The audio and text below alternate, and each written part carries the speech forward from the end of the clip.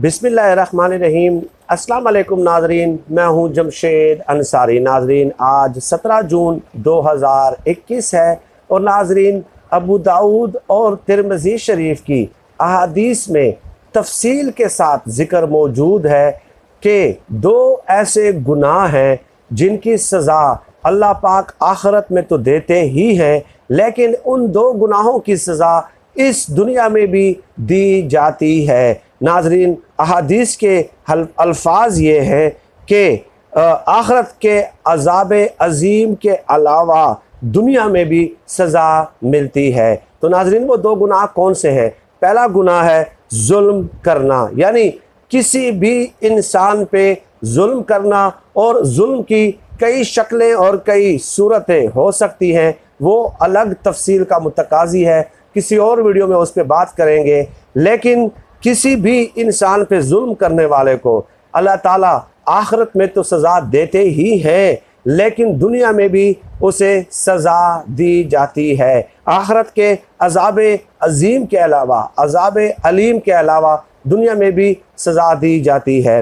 अब नाजरीन, अमूमी तौर पे हम भी ज़ाहिर लोगों में उठते हैं, बैठते हैं, तो लोगों की तरफ से मैं बहुत सारी दलीलें सुनता हूँ। ठीक है, हमारे गांव में भी, दूसरे इलाकों में भी, जहाँ भी हम जाते हैं, तो जब हम डिस्कस करते हैं उनके साथ, तो वो कहते हैं कि एक ज़ालिम है, बहुत ताकतवर है। कई मिसालें वो देते हैं कि देखें, वो बहुत मज़े में है, बहुत अयाशियों में है, उसके पास गाड़ियां हैं, उसके पास बंगले हैं, उसके पास नौकर चाकर है, उसके पास जो है ना सिक्योरिटी है, प्रोटोकॉल है, जो है ना नौकरों की फ़ौज ज़फ़र मौज है।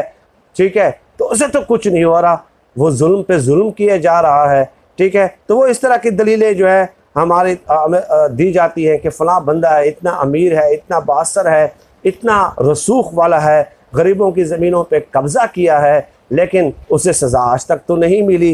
तो इस किस्म के शुबहात का जवाब अल्लाह पाक खुद कुरान मजीद में कई जगहों पे दे चुके हैं। नाज़रीन, कई जगहों पे दे चुके हैं कि वाउमली लहुम इन्ना कायदी मतीन, यानी मैं इनको ढील दिए जाता हूँ। ये अल्लाह ताला की तरफ से एक ढील होती है, अल्लाह पाक की तरफ से एक मोहलत होती है।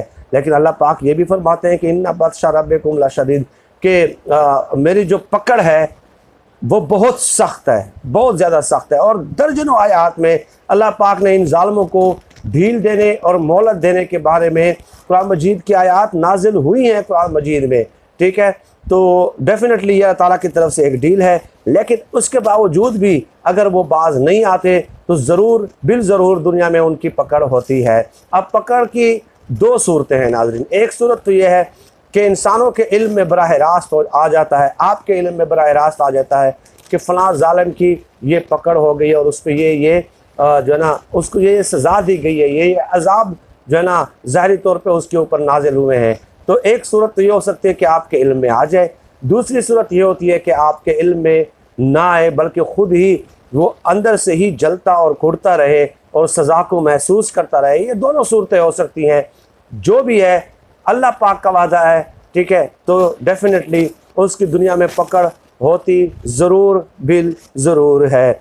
लिहाजा अगर आप किसी ज़ालिम को फलता फूलता हुआ देखते हैं तो उस पर कोई जो है ना आपको फ़ख्र करने की ज़रूरत नहीं है, और बतौर मिसाल पेश करने की ज़रूरत नहीं है, बतौर तकलीद पेश करने की ज़रूरत नहीं है कि आप कहें कि जी देखिए उसको तो कुछ नहीं हुआ। ज़रूर उसको होगा। और जब वो अल्लाह की पकड़ में आते हैं ना, तो ये तमाम सिक्योरिटी, तमाम नौकरों की फ़ौज ज़फ़र मौज, ये सब कुछ और ये तमाम अयाशियाँ, तमाम मज़े जो है वो एक सेकंड में यकीन करें भूल जाते हैं जब अल्लाह की पकड़ में आते हैं।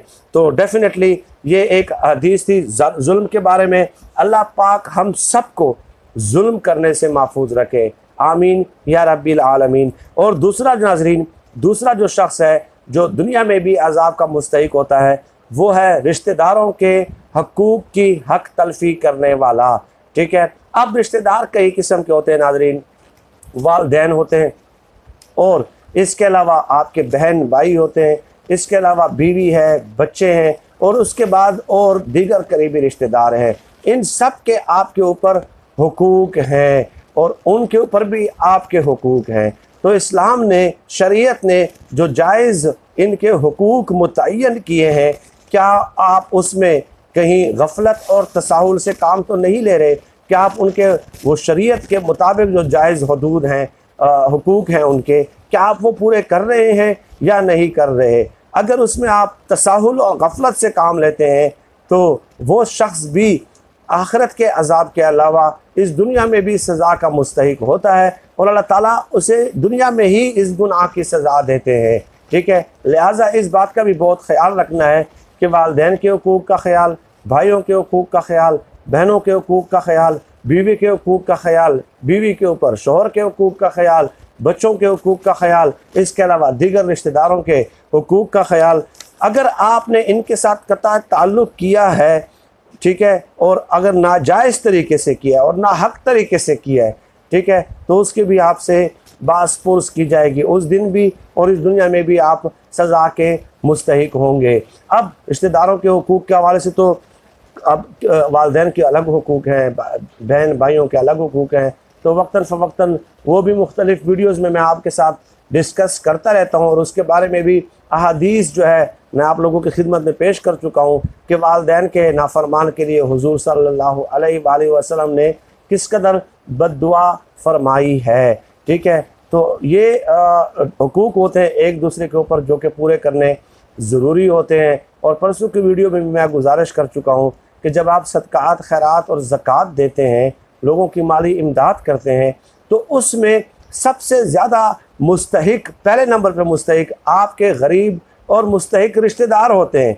उसके बाद आपके गरीब और मुस्तहिक जो अहले मोहल्ला में जो पड़ोसी होते हैं वो सबसे ज़्यादा मुस्तहिक होते हैं। इसके अलावा आगे चलते जाएं, आपके जो मुलाजिमीन होते हैं जो आपके साथ फैक्ट्रियों में और घरों में काम करते हैं, वो उसके बाद सबसे ज़्यादा मुस्तहिक कहलाए जाते हैं। तो इस्लाम ने तो हर जगह इन हुकूक का ख्याल रखा है, रिश्तेदारों के हुकूक का ख्याल रखा है, पड़ोसियों के हुकूक का ख्याल रखा है, अहले मोहल्ला के हुकूक का ख्याल रखा है, आपके मुलाजिमीन जो घरों में और फैक्ट्रियों में आपके साथ काम करते हैं उनके हुकूक का ख्याल रखा है, जानवरों के हुकूक का ख्याल रखा है।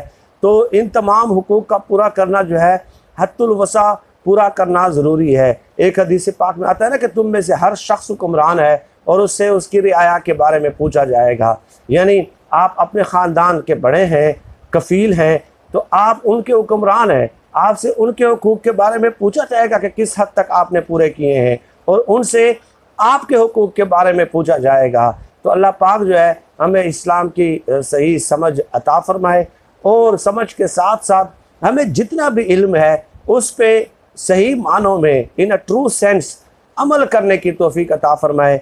इल्म के मुताबिक अमल करना ज़रूरी है। नाज़रीन, आज की इस वीडियो में इतना ही। इस किस्म के मौज़ूआत पे आपसे नशिस्त का एहतमाम होता रहेगा। फिल वक्त इतना ही। अल्लाह हाफ़िज़।